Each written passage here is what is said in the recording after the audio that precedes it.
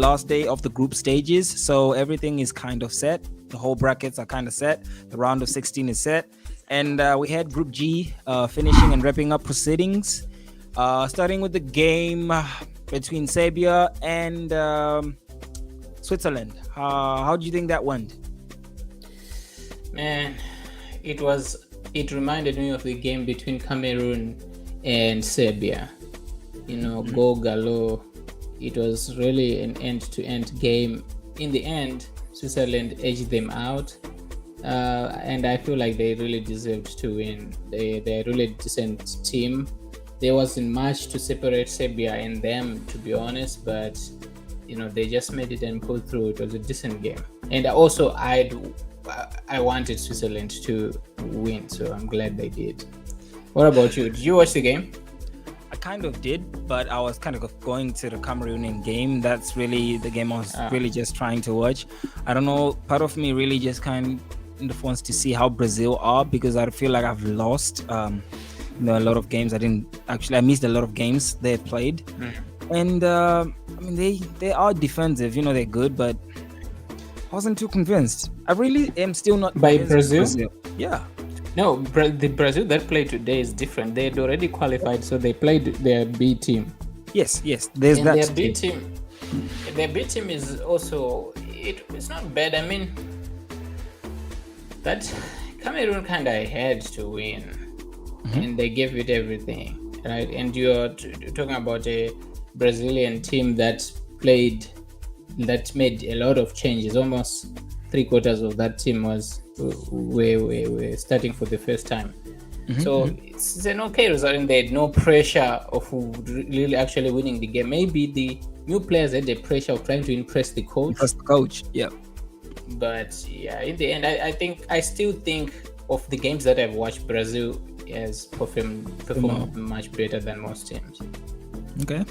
Well, moving from them to Korea, that was an insanely, I would say, unexpected twist.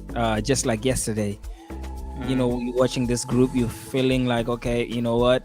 I think Ghana are gonna go through, and Portugal, and then bam, just out of nowhere, the Asian team does it again. What do you think of this game? What did you make of it? I'm really proud of this team. Really am. They really showed what kind of depth they have in passion and just the drive that they fought until the very, very end. They scored that goal at the very, very last minute. Most teams would just say, you know what, we're done, but they pushed. And it's almost the same situation with the Brazil-Cameroon game, in that Portugal fielded their bench players for that game. Maybe it made it quite a little bit easy, because these are players that have been sitting on the bench they are not warmed up. So maybe that plays a part, but I'm really proud of these boys. South Korea, Japan, kudos to them. I hope they progress further. I hope if they get knocked out, it will be with something like penalties. They look like they can fight. From there, speaking of a game that is basically ushered into all FIFA World Cup fans' memories. This is the 2010 actually South African World Cup, with Luisito Suarez playing goalie versus Ghana, and this was ultimately, I would say, one of the dirtiest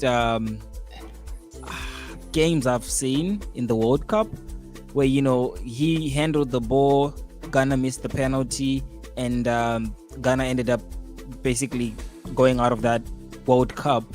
One would have thought it would have been fair if they won, because it was a clear goal that Suarez handled. But today, justice basically prevailed, because our boy is crying today. What did you make of that particular, I would say, karma on Uruguay's part? I don't know if it's karma. Because if it is karma, it took its time. A lot of people just thought Uruguay was going to go through. In the end, they didn't do enough, and I think Korea was a much better team than them. in these group stages, and really they didn't. They just You know didn't why? do enough. They didn't deliver. You know why it could be karma? It's because the very men, I guess, that ended their chances of going and progressing in 2010 really seemed the most bummed, and this is his last World Cup, and I'm pretty sure this But meant a lot more to him. look, Suarez has always been an emotional footballer. We all know him. He cries all the time. He's really passionate. He shows his emotions. He wears his heart on his sleeves. So I don't think this is a peculiar emotion that he's showing. He has always done that. If it was real karma, Ghana would have gone through at the expense of Uruguay. That would have been justice. But Well, at least they get to go home together. yeah. And then there's our other African team, Cameroon and Brazil. To basically wrap proceedings up, Cameroon actually stunned the world, scored a goal, giving Brazil their first registered, I would say, shot on target. The whole World Cup, apparently, it seems. He That's had from the captain, Vincent Yeah, Aboubakar. the captain basically was already on a yellow card, and he took his shirt off celebrating. And he was basically giving his marching orders, and you can tell from the picture he's even admitting he knows what he did, I guess. Do you think this was gonna be all fun and games if actually Cameroon had qualified in some mysterious twist of events? Yeah, I think they already kind of knew that it's over. But still, well, he was going to be ready. But here's the thing: the first game Cameroon played, Aboubakar didn't start. So I think they would have managed without him, and I think they did okay. The guy is a warrior. I mean, he's Cameroonian through and through. He's their captain. He's their leader. It would have been funny if they would qualify and then he gets to miss out the next game. That's what I'm saying. What do you think would have happened? It would have just been funny. And I bet his coaches will be really, really pissed off. Knowing his coach and the president of his FA, Samuel Eto'o, they are very vocal about discipline, and all this stuff. Yeah. But, well, I don't know if we should say then it was a good thing they didn't qualify, because he was definitely going to be in trouble. But that was some header, though. It really deserved a, You know what it reminded me of? taking off a shot. It gave me Zinedine Zidane vibes type of header. Yeah, it was a decent header. That was a nice one. The keeper didn't even move. He had no chance. In between the defenders. Amazing. Well, they did play well. Granted, it's a second Brazilian reserve team of sorts, but they played better. But I would say the Brazilian team also still, that was on play, or at least on show, I wasn't impressed with Anthony. I wasn't impressed with Rafinha. And it's not really worked out, at least that particular flank. It seems everything good about Brazil is on the other flank with Vinicius and Rodrigo. And Martinelli, obviously, today. Yeah, I wouldn't. I didn't see that. So, obviously, Rafinha is the favorite of the coach. He gets to start, right? When he started the past two games that he played, he was really, really good. I mean, he really can take on players 1v1. He's decent. I didn't see anything that was alarming to say this flank is weak per se. No, defending, Rafinha is obviously on top, but as far as being decisive, being clinical, those are not his strongest suits. Even from Barcelona, you can tell that's that stuff he's struggling with, basically.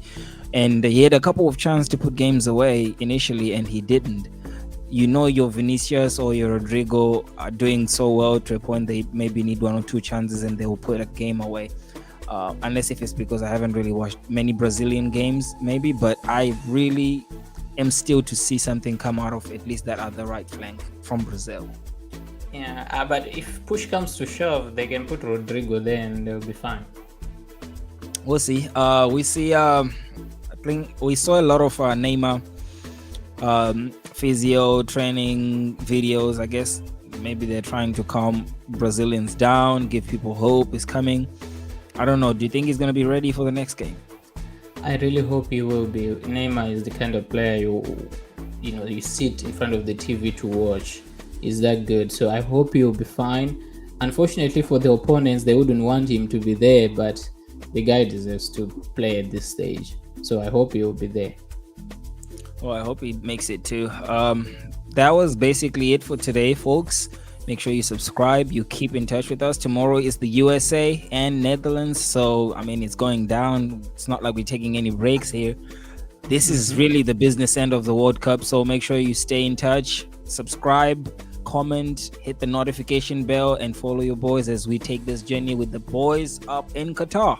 For today, we out.